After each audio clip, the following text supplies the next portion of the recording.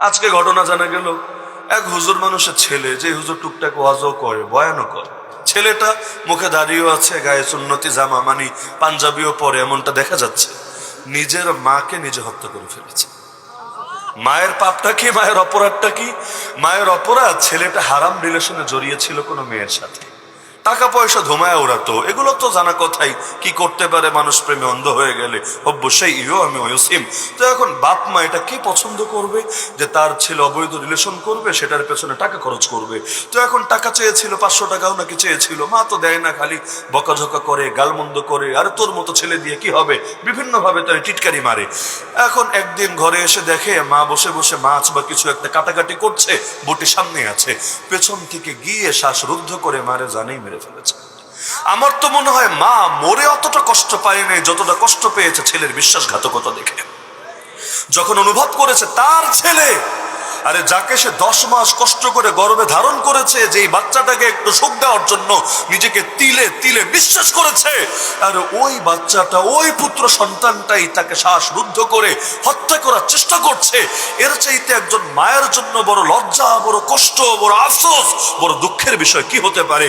হত্যা করে শেষ করে নাই, বরঞ্চ তারে নিয়ে ডিপ ফ্রিজের মধ্যে ঢুকিয়ে রেখেছে, ঘরের জিনিসপত্রগুলো নিজে ভেঙেছে, এবং এরপর ঘর থেকে সুন্দর মতো বের হয়েছে। পরে আবার নিজে ফিরে এসে নাটক সাজিয়েছে, মানে সে কিছুই জানে না, ঘরে নাকি ডাকাত এসেছে, ডাকাত এসে নাকি মহিলারে কিছু না পেয়ে হত্যা করে ফেলেছে, ফ্রিজে ঢুকিয়ে রেখেছে।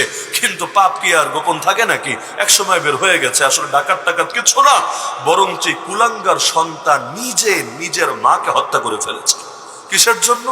একটা পচা গান্ধা নারীর জন্য। কারণ হারাম রিলেশন যে করে, ওরে পচা বলবো না তো ভালো বলবো নাকি, ওরে গান্ধা বলবো না তো ওরে পবিত্র বলবো নাকি?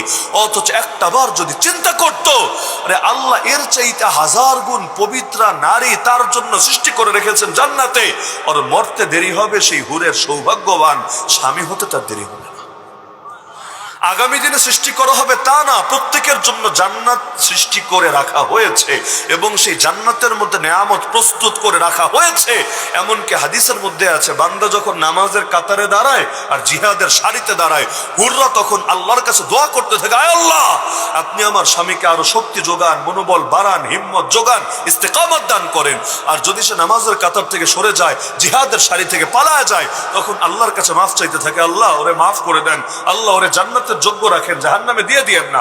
এমনকি হাদিসে এটাও আছে, দুনিয়ায় কোন অবাধ্য নারী যদি স্বামীকে কষ্ট দেয়, জান্নাতের হুর পর্যন্ত ওই নারীকে ধিক্কার দিয়ে বলতে থাকে, ফাইন্নামা হুয়া দাখিলুন আলাইক ইউশিকু আন ইউফারিকাকি ইলাইনা, আরে সে তো তোর কাছে কয়েকদিনের মেহমান মাত্র, শীঘ্রই সে তোকে ছেড়ে আমাদের কাছে চলে আসবে। তার মানে আপনি কি করছেন না করছেন, আপনার জান্নাতের স্ত্রী সেটা দেখতে পাচ্ছে, আল্লাহ দেখাচ্ছেন।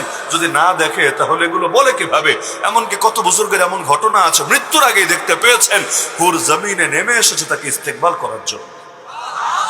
যেখানে আল্লাহ এত মহান মহান নেয়ামত প্রস্তুত করে রেখেছেন, যার কোনো তুলনাই হয় না দুনিয়ার বুকে, আরে কি দিয়ে তুলনা করবেন, কি দিয়ে?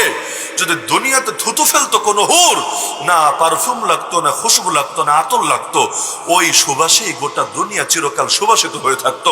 আরে যদি দুনিয়ার মধ্যে তাকে তো, যদি নিজে একবার নজর মানে ডাইরেক্ট দুনিয়াতে এসে নিজেকে প্রদর্শন করতো, না চাঁদ লাগতো, না সূর্য লাগতো, তার রূপের আলোয় সব আলোকিত হয়ে থাকতো।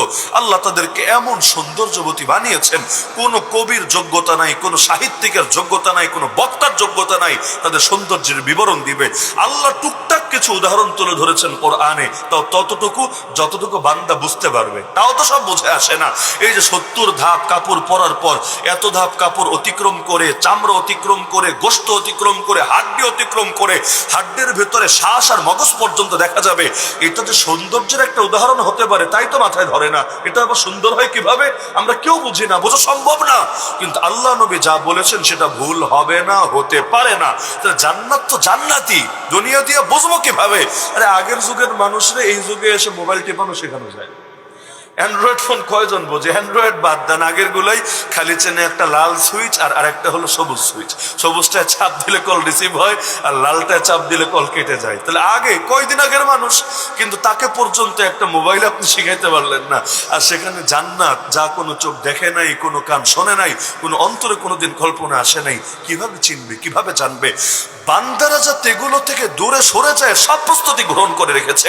আরে আগে আমরা দেখতাম বাংলাদেশে কি পরিমাণ মক্তব আর মক্তব আছে, ছিল না? এমনকি এখন যারা বড় বড় শিক্ষিত আছেন আপনারা, অধিকাংশ এমন ছোটবেলায় পড়াশোনা স্টার্টিং হয়েছে মক্তবগুলো থেকে। এখন বাংলাদেশে কয়টা মক্তব আছে আমাকে বলো? শহরাঞ্চলে তো মক্তবের জাদুঘরে বাড়ায় ছেড়েছে, নাই কোনো মক্তবই নাই। আর যদি কেউ বাচ্চাদের পড়াতে চায় আলাদা করে হুজুর রেখে দেয় যে টিউশনের মতো, আর কে আসবেন আপনি টিউশন মাস্টার হিসেবে পড়ায় যাবেন এরকম। কিন্তু এটা কি আর সবাই পারে নাকি? আর শহরাঞ্চলে তো এটার জন্য অর্থও লাগে বেশি, ওই সামর্থ্য সবার আছে নাকি? কিন্তু দেখা যায় মক্তবের কথা কল্পনাও করা যায় না। আমরা শুনতাম আমাদের আকাবিরা স্বপ্ন দেখতেন যে 68,000 গ্রামে 68,000 মক্তব হবে, গ্রামে গ্রামে মক্তব হবে। হাফেজ হুজুর এই স্বপ্ন দেখে গিয়েছিলেন। আর হাফেজ হুজুর বলতেন যে সব মক্তবের হেড অফিস হবে সংসদ ভবনে, সংসদ ভবন হবে সবচাইতে বড় মক্তব, আর সারা দেশে থাকবে আর শাখা প্রশাখা। কিন্তু স্বপ্নগুলো স্বপ্নই রয়ে গেল। যত দিন যাচ্ছিল বাড়া দরকার ছিল, বাড়ে নাই, খালি কমেছে আর কমেছে আর কমেছে। এক একটা মসজিদ ছিল দ্বীনের মারকাজ, দ্বীনের কেন্দ্রবিন্দু। মসজিদ হার ওয়াক্ত জিন্দা থাকবে, মসজিদ থেকে তালিম হবে, তাবলীগ হবে, দাওয়াত হবে, জিহাদ হবে, ইসলামের সব হবে। এমনকি বিচার আচার পর্যন্ত নবী কখনো করেছেন মসজিদে বসে, আর কার্যকর করা হয় মসজিদের বাইরে। তো ফয়সালাটা পর্যন্ত দিয়েছেন মসজিদের ভেতর থেকে। তাহলে কি পরিমাণ জিন্দা থাকতো এক একটা মসজিদ। আর এখন ফজরের নামাজের সময় মসজিদ যেন কান্না করে কান্না করে। কখনো এমনও হয়, এমন মসজিদও বহুত আছে, কেউ আসে নাই ফজরে নামাজ, এমনি চলে গেছে, মসজিদ পুরে খালি পড়ে আছে। কত বড় আফসোসের বিষয়। রাতের নামাজ, তাহাজ্জুদের নামাজ, এগুলো না ঘরে পড়ে না মসজিদে পড়ে। ঘরে তো নামাজের পরিবেশই নাই। এজন্য শবে বরাতেও দেখেন না মসজিদে আসে কেন? ঘরে নামাজের কোনো পরিবেশই নাই। আমরা তো বলি যে ফরজ পড়তে হয় মসজিদে আর সুন্নত ঘরে পড়ে উত্তম। এই ফতোয়া দেওয়া আমরা ছেড়ে দিয়েছি। কেন? কারণ এটা বললে একজন সুন্নত পড়বে না, সুন্নতি ছেড়ে দিবে। ঘরে টিভি দেখা যায়, ঘরে গান শোনা যায়, ঘরে গল্প করা যায়, ঘরে আড্ডা দেওয়া যায়, খালি ইবাদত করা যায় না। ঘরে রুম যতই থাকুক না কেন, ইবাদতের জন্য আলাদা রুম রাখার তৌফিক হয় না। আরে টাকার কমতি নাই, কিন্তু মানসিকতায় নষ্ট হয়েছে।